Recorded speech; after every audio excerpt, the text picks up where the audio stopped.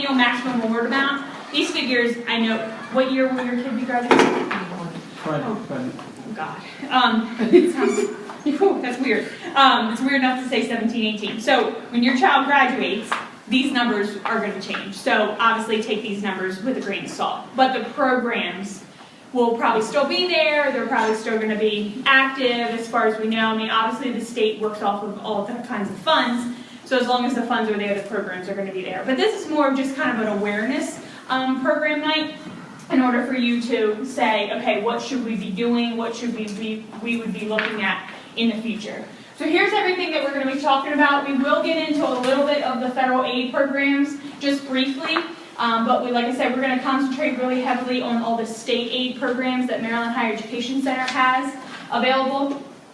All the different student aid programs that the actual college that your student thinks that they're going to be attending or will be attending, and where you can get money from other sources, because there's tons of scholarship money available. It's just being able to find it and tap into those different sources. And then questions that we'll answer. So what is the word financial aid? What does that really mean? You hear it, but what is it? What's the meaning behind it? Who can qualify, how much you can get, and how do you apply? Okay? So let's talk about what is the word financial aid. What does that mean when you hear that? Immediately, a lot of people here just think of loans. Okay? Financial aid is not just loans. Financial aid is anything that helps you pay for your higher education. So when I say you, it really means the students. Okay? So whatever helps the student pay for their higher education is what financial aid is. And there's four major types of financial aid sources out there. Okay? There's grants, work study, scholarships, and loans. Grants, that's free money. So that's the money we want, right? Okay, we don't want to pay anything back. So grants are anything that you do not have to pay back, okay? Grants are mainly need-based, so it's going to look at income more than merit. A work study program. Work study is money that's earned through a student working on or off campus at a college environment job. Okay. So for example, that's actually how I got started in the work study program. In the financial aid program. I was a work study student when I attended Chesapeake College. Fell in love with financial aid, and here I am. So you actually earn a paycheck just like an employee would. Some universities actually have the student work. You don't earn a paycheck, but for what you work, it takes it off your tuition bill. Okay? So work study is another grant. It is free money, but it's earned money. All right? Scholarships, obviously that's free money as well, but mainly scholarships are based on merit. So they're going to look at your student's GPA. They're going to look at a scholarship essay possibly. They're going to look at the county that you live in, any extracurricular activities that your student was involved in, etc. They're not necessarily need-based, okay? And then loans. We always list loans last, and that's because obviously they have to be repaid, okay? And you always want to, educate your child about what a loan really means. Do you have to really pay it back? Yes, you do. The interest part of it, borrowing wisely, all that fun stuff, okay? So we want the first three first, obviously, because that's the free money. But these are all the things that are built into when you hear the word financial aid, okay? It's not just loans, it's not just grants, it's a numerous different things. So who can receive student aid? Well, you have to be a U.S. citizen or an eligible non-citizen. You have to have a high school diploma or a GED equivalent. You have to actually be degree seeking or in a certificate program. So students that are going into a program such as business or hair school, things like that, they are eligible for financial aid. If you're going into a program just to earn some credits to go out and be able to go get a job immediately, what we call a continuing education, that is not eligible for federal financial aid or state financial aid. You must have a valid Social Security number. And you also have to have all males between the age of 18 and 25 must register with Selective Services. It's a federal law, so in order to receive federal funds, you have to be following federal laws. So your male, once they turn 18, will have to register with Selective Services. Okay? And then you also your student has to be meeting satisfactory academic progress at that school. So basically that means going to class, doing well in your classes, passing your classes, and moving on. Okay, it's for this. We have to build this into our satisfactory academic progress. We have to build that into what your student qualifies for, because if a student's just going to class or dropping out of classes and not actually doing the work, then they're not going to qualify for the funds. All right, so every school is going to have a satisfactory academic progress as well in order for your student to be able to qualify. So federal aid can a student possibly receive? And again, these are figures for this year, okay? So if your student was a student in college, freshman in college, this is what your figures would look like, okay? The maximum amount of Pell Grant that a student can receive right now is $5,815, okay? That is for the entire year, and that is for a full-time student. Your student does not have to be full-time in order to receive federal financial aid. Okay, so that's a big myth out there, that a lot of students have a lot of pressure on them because they feel like they have to be full-time, which is about 4 to 5 classes a semester. Not necessarily, you do not have to do that. So if your student isn't ready to be full-time, coming right out from high school into college, that's okay. They're still going to be eligible. But if you are full-time, you do get $5,815 for the entire year. You would get half of that for the fall semester and half of that for the spring semester. Okay? The federal work-study program, it depends on the funds at school. So the school is allotted a certain amount of funds from the U.S. Department of Education. Like, so let's say, for example, the school has $100,000 to spend. Once that $100,000 is gone, it's gone. The pot runs out for that year, and then they're awarded a new fund every year. Okay? If you're looking at a loan, there's 2 major loan programs. There's the sub and unsub direct loan program, and then there's a Parent Plus loan program that this federal Department of Education does. Right now, the total maximum amount that you can receive for the sub and unsub is $5,500 for the entire year. Again, half for fall and half for spring. And the Parent Plus loan, that's for you guys. So that's based on your credit, and it is in your name as well. And that amount's going to vary. So what they're going to do is they're going to look at the cost of attendance at that school, minus all the other financial aid that the student is receiving, and see what's left over. See if there's any other need that needs to be filled, and then that's what you could qualify for. Okay? You can also go to studentaid.gov and look up all the other different federal programs. And again, I'm not going to bore you with all the details of all the nitty-gritty, but these are your major ones. These are ones that you see for your students receiving at all times. Okay? Is that information in these pamphlets? It should be in, I know obviously it's on my pamphlet. I don't think it's in this one, because this one's a checklist. But you can go to studentaid.gov. I think in number 2 of this one. Yes. Okay. So in this little handout that I gave you, I don't want to give you a shot. That little handout, it's here. Page number 2. Oh, Student. Thank you. There you go. Right there. Okay. Sure. Yep. No problem. And you can take pictures if you need to. No problem. All right. So let's talk about all the Maryland higher education scholarships that your student can receive. So first, I say it pays to stay in state, and here's why. Okay. If your student is just thinking about attending a non-Maryland school, okay? So, have you heard your student say that they want to attend somewhere else other than a Maryland school? Mm-hmm. Yes? So where do you want to attend? Michigan State. Michigan State. Okay. All right, anyone else? Oops. Anyone else wants to go anywhere else other than a Maryland school? Okay, so we'll have to pick on you, I'm sorry. We'll have to use you as an example. So, you want to go to Michigan State, that's great, right? But I'm going to talk about a whole bunch of different Maryland State Scholarship programs that if you go to Michigan State, you would not qualify for, because you cannot take your Maryland State Scholarships with you to an out-of-state school. So there's a lot of money that the Maryland Higher Education Center, they award over $100 million a year in aid. And if you stay in a state of Maryland school and you qualify for those programs, for those scholarship programs, then you're able to get those funds. If you go to Michigan State, you just go to Michigan State with the federal aid, but you don't go with any state aid. So, think about that, okay? That's all I'm going to say. Think about that. So, to qualify for Maryland State Scholarships, you have to fill out your FAFSA every year, and it has to be done by March 1st of each year, okay? And we'll talk about what a FAFSA is and all that fun stuff. But March 1st is the state deadline, okay? That's like their D-Day. That is the day that if you have a FAFSA on file, a copy of that FAFSA goes to Maryland Higher Education Center for all their state scholarship programs. If you get it in at 12:01, on March 2nd, they won't get a copy of it. Okay, so you always want to make sure March 1st is like circled in your calendar, written in your phone, whatever it is, because that is the very important deadline. In order to be able to qualify for these programs that are in this brochure, you have to have that FAFSA done by March 1st. Okay. And again, like I said, they have about $100 million worth of scholarship programs and loan repayment options that we'll talk about. And the maximum award, it could be up to $30,000 a year that you could be eligible for. Okay? I know, it's a lot of money out there. A lot of money. So, let me make sure I'm not missing any important notes I want to tell you about. Yes, let's get started on all the different state scholarships. Now, I am going to be talking about, like I said, most of them that are in here, so you can kind of follow along.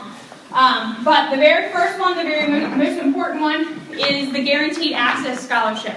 Okay? Guaranteed Access is income-based, so they're going to look at the income in the household, family household, as well as the number of family members that are in the household. Okay? And based on those qualifications will depend on if you qualify for this state scholarship program. You also have to have a 2.5 unweighted cumulative GPA out of high school. You have to complete a college prep program in high school, so now's the time as ninth graders, not you guys, but as ninth graders, start doing these college prep programs. Okay, if you haven't signed up for any of those yet, it's now time to sign up because you could be eligible for this. You cannot have a GED, so you have to graduate from high school in order to have a high school diploma. And you can receive up to $17,000 a year. Now again, this is 17-18. So for ninth graders, this amount is going to change by the time you guys are freshmen in college. But for you guys, for your student, they could qualify for up to $17,000, okay, in a year. You do have to be full-time for this state scholarship program, okay? So for federal aid, you do not have to be full-time, but for most, and I'll tell you when it's not, but for most state scholarships, you have to be full-time. And this little brochure, you can go down here and see what you have to be full-time and part-time with. Educational assistance. This one is also an income-based. They're not going to look at the income as harsh as what they do with the guaranteed access, but it is still a need-based program. So you have to have your FAFSA done by March 1st each year. The students with the lowest need, the highest need, so the lowest EOC, are awarded first, and then they work themselves up on a graduated scale until the funds run out. Okay, so the students that are the neediest as far as income-wise are the ones awarded first. You do have to be full-time. You do not have to attend a four-year university in order to receive these. So if you're thinking about going into a community college such as Chesapeake, you're still eligible for all these programs as well. You don't have to attend a four-year university right away. And what's cut off down there is all for Maryland State Scholarships. Parents and students have to be Maryland residents in order to be eligible for all the state scholarship programs. Now this one is a 2+2 transfer scholarship. This one's pretty new, and it is for those students thinking about attending a community college. So if you are thinking about coming to like Chesapeake or Warwick, wherever, Anne Arundel Community College, wherever you're thinking about going, this could be a scholarship for you. This is a really nice scholarship to be able to help you transfer. There's not a lot of transfer scholarships out there. And Maryland Higher Education Center has realized that, and they've been able to put this scholarship in place 2 years ago, I think, now. So what you do is your student will attend a community college first, graduate with the associate's degree in anything, associate's degree at your community college, and then if they're a STEM major, I didn't put it in here, but if they're a STEM major, they can receive up to $2,000 a year, and if any other major, they can receive up to $1,000 a year. And then once you take that, you don't receive it at your community college, but once you transfer, you receive the scholarship at your 4-year. What is STEM? STEM is your science, technology, engineering, and math programs. Okay? So, there is a need base, but the need base is much higher, so you don't have to be as income needy for this scholarship. And you have to be full-time when you go to transfer to your 4-year university. Okay? So if you are thinking about going to a community college, this would be a great scholarship for you to be able to participate in. Now, your senators and delegates, they have money available, okay? Legislative scholarships, there's money out there, all right? So, who can apply? Your high school seniors can apply, any undergraduate students. So parents, if you guys are thinking about attending college, now that your kid's out of school possibly, you could be eligible for Maryland senators and delegate scholarships. Yes, that's awesome, isn't it? So, you do not have to be full-time for this. You do have to be a Maryland resident, and you do again have to be attending a Maryland school. However, there's a twist, and I'll tell you about the twist here in a minute. But there's a twist, and there's rare circumstances that you can possibly still not attend a Maryland school. But senators and delegates, let's talk about Maryland schools first. So senators, you have to have your FAFSA done by March 1st. It can start at $400 and work itself up. The senator does require that you have financial need, and you do have to also fill out a separate application with them. Okay, so they normally have like it either on their website or they'll email it to you, and it normally asks you just simple questions. Have you volunteered anywhere? Write an essay about something like that. Pretty simple. But they are also going to look at your FAFSA, so you have to have that FAFSA done by March 1st as well. And then the delegate scholarships pretty much are the same thing. So it starts at $200 and works itself up.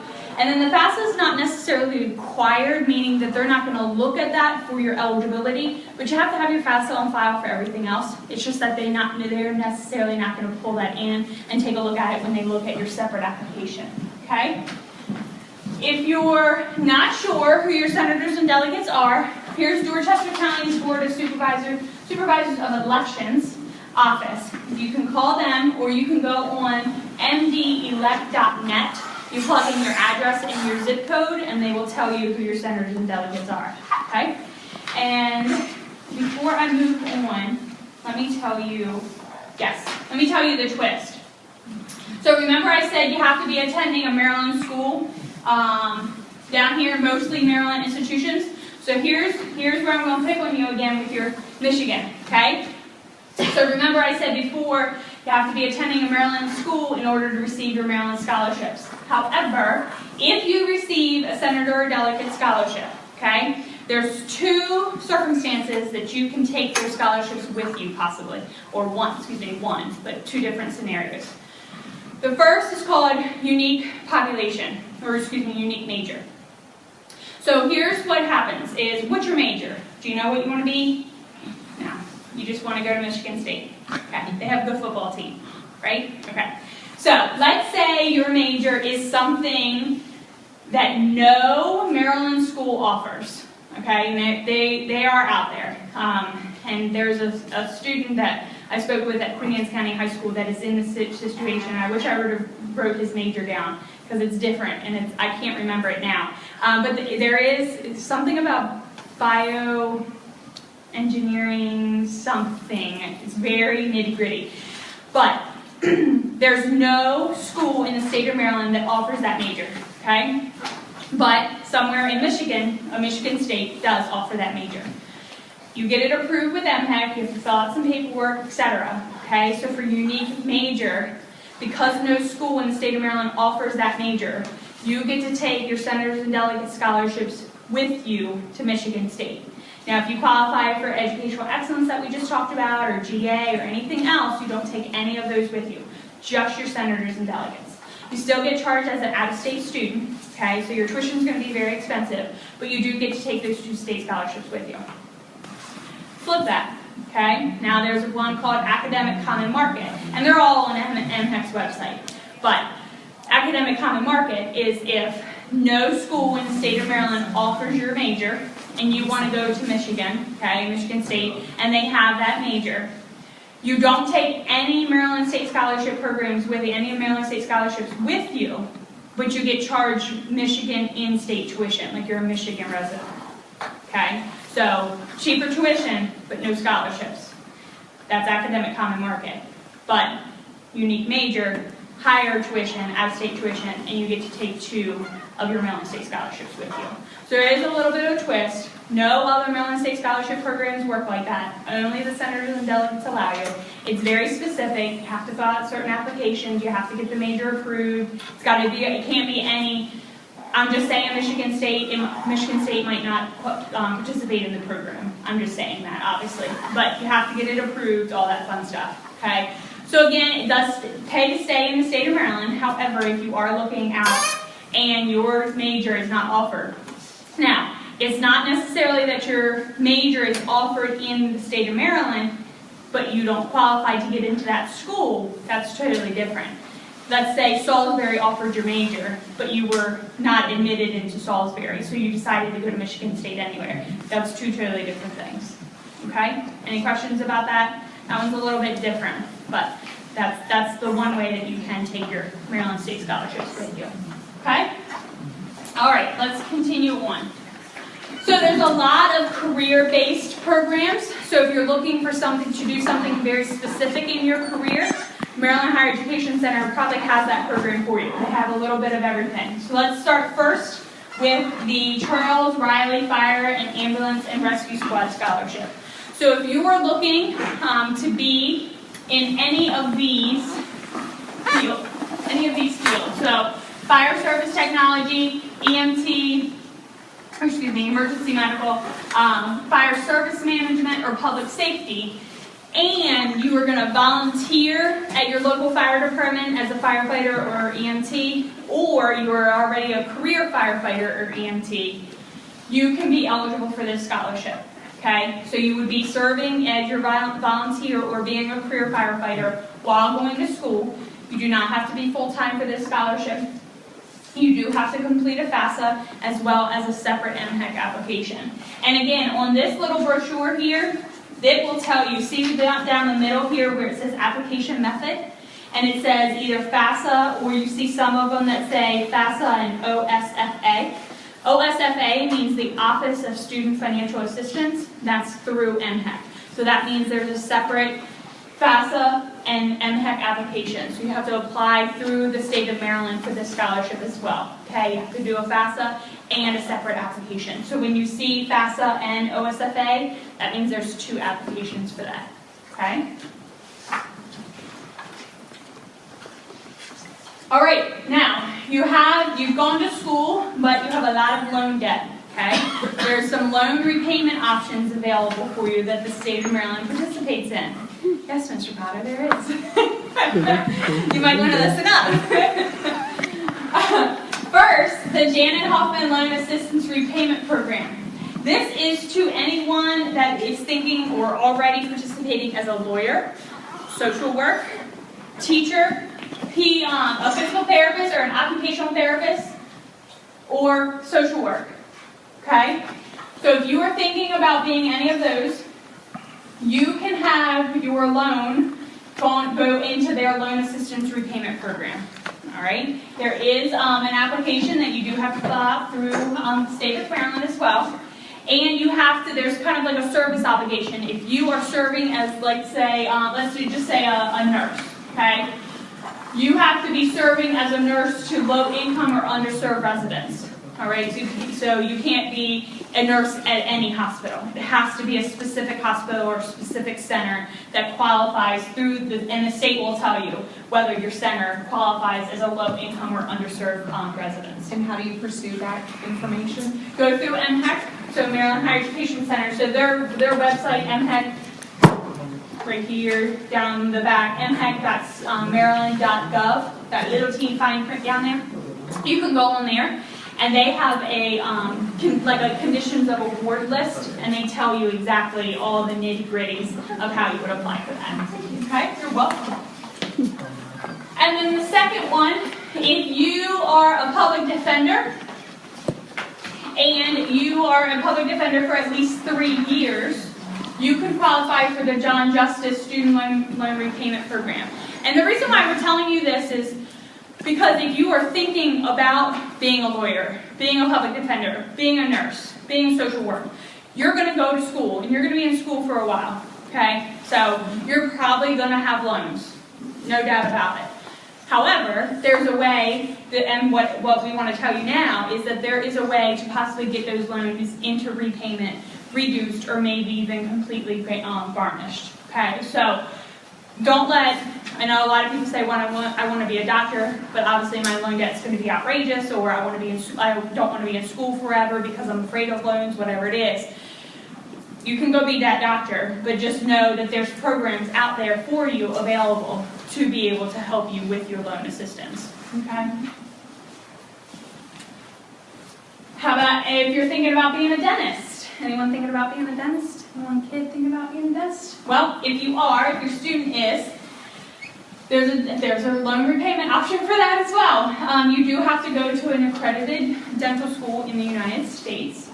And you have to be serving at least 30% of your patients must be through the MAC program. And that means the Maryland Medical Assistance Program, that they qualify for certain dental assistance, okay, or dental assistance is, I guess, what I should say. So it's basically like a health benefit, okay? So at least 30% of your population that you are serving as a dentist is in the MAP program, then you can participate in having this loan gone into repayment as well. And you can also renew that up to 2 years. And the Department of Health and Dental Hygiene has a separate application for that as well. So you would have to get that through, not through MHEC, not through Maryland Higher Education Center, but the Department of Health and Dental Hygiene would have that as well. So if you're thinking about being a dentist, you can have your loan repaid as well. The next one, let's see. This one's for doctors. Speaking of doctors or physician's assistants. Okay? So if you're thinking about being a doctor, you can go into the physician and medical residence repayment program. There's obviously a list of criteria, all that fun stuff, but you do have to serve, there's a service obligation with this as well. So you do have to serve 2 years in a health professions shortage area, and MHEC will tell you exactly what area they consider as a dental shortage program, okay? Or excuse me, a doctor shortage program. And then there is a workforce shortage. So is any of your students thinking about being in childcare? Human services? Nursing? No? Okay. How about social work? Public service? No? What do your students want to be? Doctor. Doctor. Okay. Just wants to do a doctor. Just be a doctor. Okay. Well, that lot of the loan repayment that I just talked about would be for him. But this one, so the workforce shortage grant, so even, like when I was in school, there was a nursing scholarship through MHEC, there was a teacher scholarship through MHEC, there was a social work, etc. And then what the MHEC realized is that these are all workforce shortage areas, okay? So we need teachers, we need nurses, we need social workers.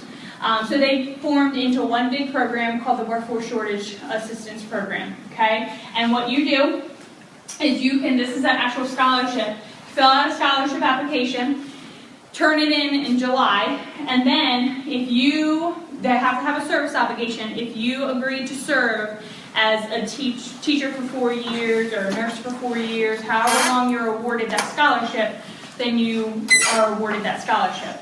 However, let's say you're awarded the scholarship, let's say for 3 years, okay, and you go be a nurse for 2 years, then you didn't fulfill that service obligation, and you have to pay Maryland Higher Education Center back for the year that you didn't use it. Yes. Does MHEC facilitate placements, or do they work with employers, or what have you? Yeah, so what it'll do is once you are a teacher or a nurse, wherever, then you have your Human Resources Office fill out that you're still an employee there. I'm an employer who's actually looking as well as a parent, so yes. I'm looking at it altruistically, exactly. not totally altruistically. Yes. So. Yes. So you would, MHEC has a form that has to be filled out every year to say that you're still employed with them, and then you turn that in, and then that serves as your service obligation. Thank you. You're welcome. No problem. All right. Now, unique population. So there are some students who are thinking about going to a private career school. So these are your beauty academies. These are your real estate. If you want to be in real estate, there's real estate schools. I made a whole list of them here. Anything that, cosmetology, Delmarva Beauty Academy, etc. Okay? Oh, does that spark your interest? Yes? Okay. Delmarva Beauty Academy? Which one? Cosmetology. Cosmetology. Okay. So if you were thinking about going into cosmetology, this Jack Tolbert Memorial Student Grant Program could be for you. So a lot of times, a lot of private career schools, such as cosmetology, hair school, etc., they're very expensive. Very expensive, okay? So what the state has come up with is a scholarship program for you guys to be able to help you pay for that. So you have to have your FAFSA done by March 1st. And your award could be up to $500. Now, $500 doesn't sound like a lot, but that's books or that's supplies. Okay, so if you think about that, that $500 adds up. Okay, so you want to circle that one in the this little brochure. I think you got one. Did you get one? Yeah. Okay, so circle that one. Okay. I'm not reading all this to you guys. Okay, I'm going to summarize this. Another unique population scholarship is the Conroy Scholarship. Okay, Conroy is for anyone that was affected by any of the terrorist attacks in 9/11 at any of the 3 sites. So if your student is a son or daughter, or a stepson or daughter of someone that was affected by it, or your son or daughter was actually affected by it by having a 100% disabled student or family member, or 25% in certain 25% or greater in any military action that was solved, or if any in the Vietnam conflicts, if it was a POW or MIA, your student could be eligible for this. And last but not least, this little part down here on the bottom that's cut off is anyone that's in public safety. So think your Maryland State police officers. So for example, I have a student whose father died in the line of duty as a Maryland State police officer. He was obviously affected by that, and he was eligible for the Conroy Scholarship. Okay, so any of those types of things, the Conroy Scholarship is for you. And then kind of in the same kind of boat, anything with the veterans of Afghanistan and Iraq, if your son or daughter was affected by any of that with a family member, you could be eligible for that one as well. There is a separate application along with the FAFSA. And then last but not least, tuition waivers. So tuition waivers are just that. So it waives your tuition at your school, possibly, depending on what your tuition is. So for example, if you were attending Chesapeake, it can waive your entire tuition. If you're in foster care, there's a tuition waiver for foster care recipients. Unaccompanied homeless youth. Unaccompanied homeless youth is for students who are actually homeless or at risk of being homeless and has no parental fixture in their life. So they are completely homeless, no parent, no mom, no dad, no nothing. They have to be qualified as what we call McKinney-Vento, and that means that they have inadequate nightly fixed housing to attend, to go to. So if your student is, or if you know of a student that is, they could have their tuition waived because they are an unaccompanied homeless youth.